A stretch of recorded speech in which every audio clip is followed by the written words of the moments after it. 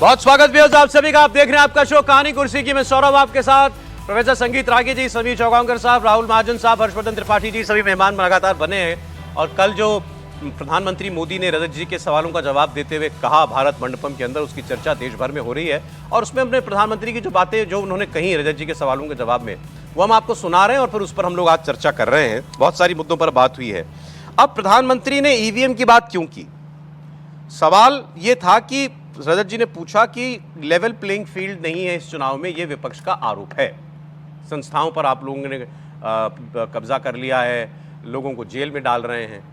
तो इस पर प्रधानमंत्री ने कहा कि नैरेटिव अब यहां से दूसरी ओर चला गया है, अब ईवीएम की चर्चा शुरू हो चुकी है। अब आप देखिए हार की भूमिका विपक्ष अभी से कैसे बना रहा है।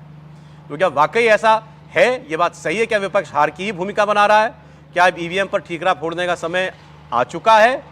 क्या चुनाव आयोग के काम, चुनाव आयोग ने जिस तरीके से जो डिटेल डाली थी वोटिंग प्रतिशत वगैरह की, उसको लेकर तो कांग्रेस बोली है काफी कुछ, प्रधानमंत्री ने उस पर भी टिप्पणी की। तो मैं आपको ये बात सुनवाता हूं, फिर इस पर चर्चा करते हैं। मोदी जी, एक बड़ी शिकायत उन सब लोग की यह है कि लेवल प्लेइंग फील्ड नहीं है। कोई बेल पे है, कोई जेल में है, क्या लड़े कैसे? जो लोग लेवल प्लेइंग फील्ड की बातें करते हैं, अब देखिए, नाचना नहीं तो आंगन बांका, ऐसा कैसी कहावत है ना, आंगन टेढ़ा, नाच न जाने आंगन टेढ़ा। हाँ, ऐसी एक कहावत है। अब पराजय निश्चित है। अब सवाल यह है कि एक तो है भी मॉरल विक्ट्री घोषित करो, दूसरा है ईवीएम को गाली दो। अब आपने देखा होगा कि तीसरे चरण के बाद ईवीएम मैदान में आ गया है।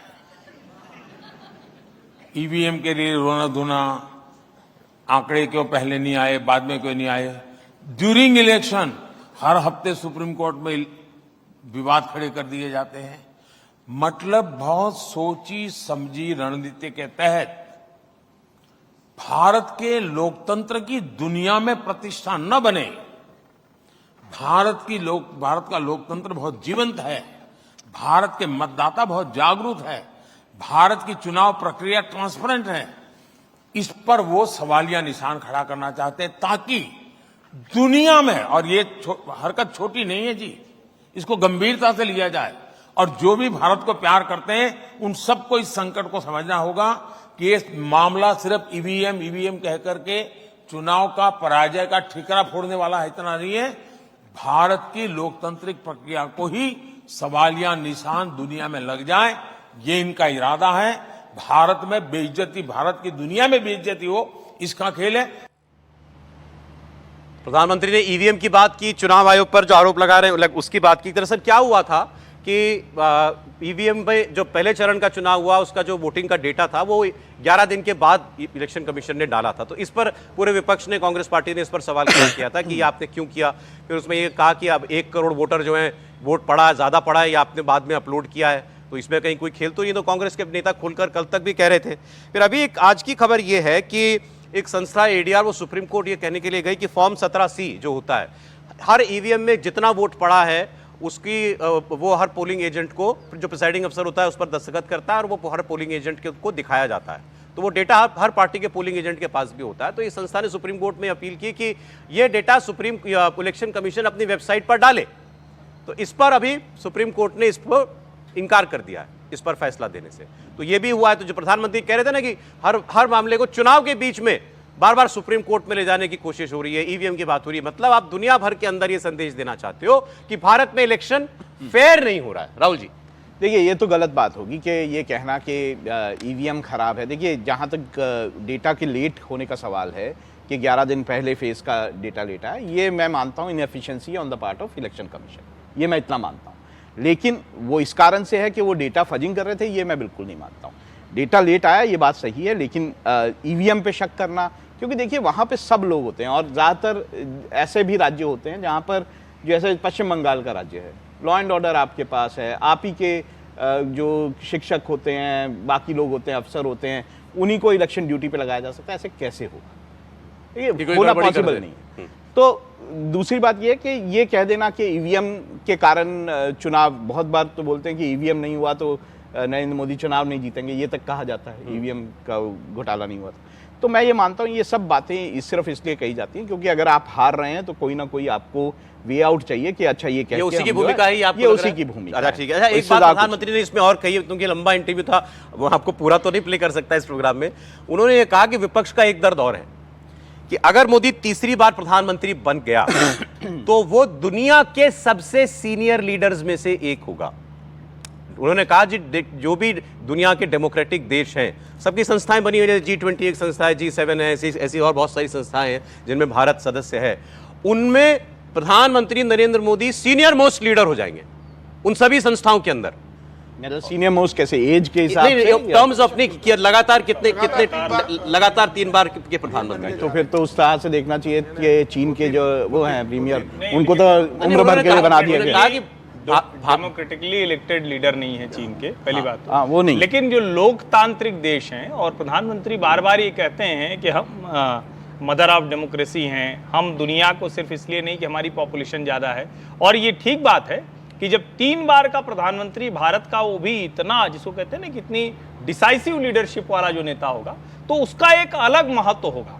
और 3 बार की लीडरशिप के बाद जब वो विश्व मंचों पर बैठेंगे, और अभी अगर आप ध्यान से देखिए तो हर कोई कहता है कि यार ये तो दिल्ली जी सब मोदी जी अपने हिसाब से बनाते हैं, संसद भी अपनी, केंद्रीय सचिवालय भी इस वाले कार्यकाल में सब बदल जाएगा, शास्त्री भवन, कृषि भवन सब खत्म हो जाएगा। तो वो सारी चीजें अंतर्राष्ट्रीय मंचों पर लगेंगी। और तब यहाँ एक लाइन नेहरू जी सबको याद आता है। अच्छा चलिए ठीक है। इस पर सर आपका जवाब, फिर मैं जरा केजरीवाल वाली जी की बात पर जाना चाहता हूँ। देखिए, मुझे लगता है कि आप जैसे ही प्रोफेसर साहब के पास जाते हैं केजरीवाल जी का नाम लेते हैं, पता नहीं अपने आप ही हो जाता है। हाँ, ये मैं देखता हूँ। मुझे लगता है कि नहीं, प्रधानमंत्री जी ने बहुत वाकई सही बोला। देखिए, भारत की गरिमा और गौरव पिछले 10 साल के अंदर बहुत अंतर्राष्ट्रीय प्रतिष्ठा, जब प्रधानमंत्री ये कहते थे ना कि आप इंडियन पासपोर्ट मैटर करता है, तो ये आप किसी से मत पूछिए, आप विदेश में रहने वाले, ऑस्ट्रेलिया में रहने वाले NRI से पूछिए, तब वो क्या बोलते हैं, वो उछलते हैं। उनको आत्मसम्मान और गौरव का अनुभव होता है, जो उनको हिकारत भरी नजर से देखते थे। एक समय ऐसे ही जब दिल्ली में हम लोग आते थे बिहार के ना, तो बिहारी बोला जाता था, वो गाली के पेजोरेटिव टर्म हुआ करता था। अब वो ऐसा नहीं रह गया है। मैं वही कह रहा हूं, क्या ईवीएम को लेकर कुछ और प्लान लगता है आपको? देखिए, जो एक व्यक्ति से कल मेरी एक बड़े व्यक्ति से बात हुई, उन्होंने कहा कि आपकी क्या उम्मीद है? मुझे लगा, मैंने कहा 360 के आसपास, 370 एनडीए जाएगा और भारतीय जनता पार्टी 300। तो उन्होंने कहा विपक्ष भी तैयार है, इस बार सड़कों पर होगा। तो मैंने कहा हाँ, मुझे पता है, जो जॉर्ज सोरेस का एजेंडा जो है इस देश में लागू करने के लिए विपक्ष तैयार है। क्या करेंगे? लेकिन ध्यान रखिएगा, बाकी लोग भी चूड़ियां नहीं पहन रखा है, वो अपना लाठी बहुत नहीं, तो चुनाव खत्म होने के बाद, हारने के बाद विपक्ष सड़क पे आएगा। बोला है कि गृह युद्ध की स्थिति होगी, ये बेईमानी के अतिरिक्त और कुछ नहीं हो सकता। इस प्रकार की भाषा उनके दिमाग में समय बाबा कुछ मिनट बचे हैं। समीर जी, मैं जरा केजरीवाल जी वाला दिखा दूं, फिर मैं आपके पास आता हूं। अरविंद केजरीवाल जी पर जो उन्होंने बोला, और 2 मुख्यमंत्री हेमंत सोरेन, केजरीवाल जी को जेल में डाला, यह सवाल रजत जी ने पूछा कि भाई ये आप पर आरोप है कि आप मुख्यमंत्रियों को भी नहीं छोड़ रहे हैं। सुनिए सवाल और जवाब दोनों। देखिए, उनको एक बात बहुत बुरी लगी है कि चुनाव से पहले 2 मुख्यमंत्रियों को जेल में डाल दिया। कोई जेल में डालता है क्या, मुझे बताइए। आपने नोटों के ढेर देखे कि नहीं देखे? आप नोटों के ढेर देख करके आपको क्या लगता है? क्या ये मेहनत की कमाई के पैसे हैं क्या? नोटों के पहाड़ पकड़े जा रहे हैं। अब नोटों के पहाड़ पकड़े जाए और सरकार कुछ करेगी नहीं, तो आप कहेंगे यार कुछ एडजस्टमेंट हो चुका है पीछे से। आप यही कहेंगे। आप दिल्ली के बच्चों की जिंदगी बर्बाद करते हैं। हर स्कूल के बगल में शराब के ठेके लगा दिए, जस्ट करप्शन करने के लिए और न्यायिक प्रक्रिया से। और अगर किसी को देखना है तो सुप्रीम कोर्ट ने झारखंड के सीएम के लिए कल क्या कहा है, दिल्ली के मंत्री के लिए 2 दिन पहले हाईकोर्ट ने क्या कहा है। कोर्ट करती है निर्णय, हम नहीं करते। तो अच्छा किया था, एक के साथ एक बोतल फ्री। इसका कारण है कि उनको हर बोतल पे पैसा कमीशन मिलता है। भ्रष्टाचार उनका बोतल पे है और इसलिए वो फ्री देने में कमीशन उनका तो पक्का है। वो ये कहते हैं कि बाकी जगह तो नोटों की गड्डियां मिलती हैं, मेरे यहाँ एक चवन्नी भी नहीं मिली। ऐसा है कि वो अफसर रहे हुए, इसको मालूम है कि सरकार किस प्रकार से करती है, तो उन चीजों की वो तो घेराबंदी कर ही लेंगे। जो अनुभवी चोर रहता है ना, उसको बड़ी सुविधा रहती है कि जो सरकार में रहा हुआ अफसर होगा उसको मालूम होगा ईडी ऐसे जाएगी, सीबीआई ऐसे जाएगी, पर इतनी चीजों को चौक चौकन कर लीजिए फिर प्रॉब्लम नहीं होगा। ये सोच के रखता है जी। जैसे आप लोग हैं इतने सालों, कोई भी पॉलिटिकल लीडर आएगा तो आप आराम से तय कर सकते हैं कि ऐसा करेगा, आपका क्योंकि नहीं कर आपको सकते। अनुभव है। आपका नहीं कर सकते क्या? मेरे केस में आप लोगों ने मेहनत नहीं की है जी। मेरे केस में आपने उन गालियों में ही लगे रहे हो और उसी के आसपास है, यार ये गाली सही है कि गलत है, अरे गाली के सिवा भी तो कुछ है कि नहीं, वो तो देखो भाई। ये प्रधानमंत्री अरविंद केजरीवाल जी के लिए कह रहे थे जो अनुभवी चोर होता है, मतलब सरकार, अब वो IRS अफसर रहे ना, उनको मालूम है एजेंसी आएगी क्या करेगी। वो कहते हैं चवन्नी नहीं मेरे यहाँ से मिली हुई, तो वो सब अनुभवी हैं इसलिए नहीं। देखिए, अरविंद केजरीवाल कितने भी अनुभवी चोर हो, कोर्ट के सामने बच नहीं पाए। जो चोर की दाढ़ी में तिनका होता है ना, जो चोरी करता है वो कहीं ना कहीं सबूत छोड़कर जाता है। और अरविंद केजरीवाल का गिरफ्तार होना, कोर्ट से जमानत न मिलना, सिर्फ चुनाव प्रचार के लिए जमानत मिली, 1 जून को वापस जेल में जाना है। 1.5 साल हो गए, 15 महीने उप मुख्यमंत्री मनीष सिसोदिया जेल में है। 9 बार lower court, high court, supreme court से मनीष बोल रहे थे कि सिसोदिया की हाई कोर्ट ने गिरफ्तारी क्या हो रही बोला सिसोदिया के लिए। है। परसों हाई कोर्ट ने बोला है कि ये दिख रहा है, प्रथम दृष्टया दिख रहा है कि आपने करप्शन के लिए योजना लेकर आए थे, इसमें पैसों का लेन देन हुआ है और आपने सबूतों से छेड़खानी की है।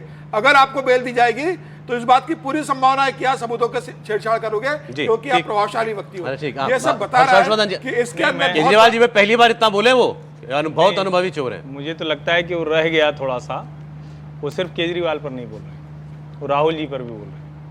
उन्होंने जो अनुभवी चोर शब्द इस्तेमाल किया, यानी जिसको, अब ठीक है चोर कहना क्या कहना ये तो न्यायालय तय करेगा, लेकिन अनुभवी चोर वो कह रहे थे केजरीवाल चूंकि IRS अफसर रहे, सब कुछ किया, घोटाले में पकड़े नहीं जा रहे हैं। अच्छा, मोबाइल जैसे फॉर्मेट हो रहे हैं, जैसे तोड़े जा रहे हैं, वो सब है। उसके आगे जरा सोचिए, अभी राहुल जी ने क्या कर, बस एक लाइन, राहुल जी ने कहा था मैं सिस्टम के अंदर का आदमी हूँ, हाँ। मैं सब जानता हूँ। अब उसके बाद राहुल जी, देखिए, जैसे कि केजरीवाल को लेकर बात है, देखिए कोर्ट तय करेगा कि क्या वो दोषी है या नहीं है, लेकिन जिस तरह से उनके जो डिप्टी CM हैं वो बाहर नहीं निकल पा रहे हैं, जिस तरह से बाकी नेता उनके बाहर नहीं निकल पाते हैं, तो ये तो लगता ही है कि इस मामले में कुछ ना कुछ केजरीवाल पर उनका ये कमेंट कि अफसर रहे, सब जानते हैं कि एजेंसियां कैसे आएंगी, इसीलिए बहुत अनुभवी है, इसलिए अनुभवी चोर है। देखिए, ऐसा तो नहीं है कि CBI के अफसर जो हैं घूस लेते नहीं पकड़े जाते, ऐसा भी नहीं है कि ED के अफसर घूस लेते नहीं पकड़े गए हैं, तो उनको तो ज्यादा जानकारी होगी। प्रोफेसर देखिए, प्रधानमंत्री के पास तो इनपुट होगा ही और जानकारी होगी ही कि हाँ कहाँ मामला है। और ये सिर्फ चुनावी भाषण के लिए प्रधानमंत्री नहीं बोल रहे थे, बहुत गंभीरता से इस बात को बोल रहे थे। और करीब करीब इस देश के मानस में ये बात स्थापित हो गई है कि अरविंद केजरीवाल इस मामले में गुनाहगार हैं, स्वाति मामले के मामले में गुनाहगार हैं। ठीक है कि हम इसकी घोषणा नहीं कर सकते हैं, कानून ही अपनी बात कहेगा, कानून के द्वारा ही ये स्थापित होगा। लेकिन जितने अभी तक साक्ष्य सामने आए हैं और जिस प्रकार से उन साक्ष्यों को, कई साक्ष्यों को मिटाने के लिए कोशिश किया है, उसमें एक सातिर अपराधी की छवि उनमें दिखती है और लगता है कि उनको कहीं एहसास है कि उनका गर्दन जो है अटका हुआ है। देखिए, आज के इस प्रोग्राम में हमने रजत जी के सवाल, मोदी जी के जवाबों पर चर्चा की। 1.5 घंटे से ज़्यादा का इंटरव्यू है ये। हम मतलब एक एक सवाल, एक एक जवाब ऐसा है जिस पर आप सबकी राय दर्शक जानना चाह रहे होंगे, लेकिन खैर समय में इतना समय नहीं था, नहीं तो हम जरूर ये करते कि नहीं हो सके तो एक प्रोग्राम बना भी लेंगे ऐसा जिस पर हम यही चर्चा पूरे दिन लग जाए, 4-5 घंटे लग जाएंगे उसमें, लेकिन कर सकते हैं। बहुत अच्छा रहेगा राज्य कार्यक्रम है जिस पे करनी चाहिए। बिल्कुल बिल्कुल सही बात है आपको। बहुत धन्यवाद हर्षवर्धन जी, राहुल जी, समीर जी, प्रोफेसर, बहुत शुक्रिया आप लोग आ जाए कहानी कुर्सी में। कल फिर मुलाकात होगी आपसे 1 बजे आपके इस प्रोग्राम में। प्रधानमंत्री मोदी ने राहुल गांधी, प्रियंका गांधी को 1991 की याद क्यों दिलाई? चुनाव आयोग पर क्यों है इंडी गठबंधन की सिलेक्टिव अप्रोच? फैक्ट के साथ संपूर्ण विश्लेषण मीनाक्षी जोशी के साथ राजधर्म में दोपहर 2 बजे।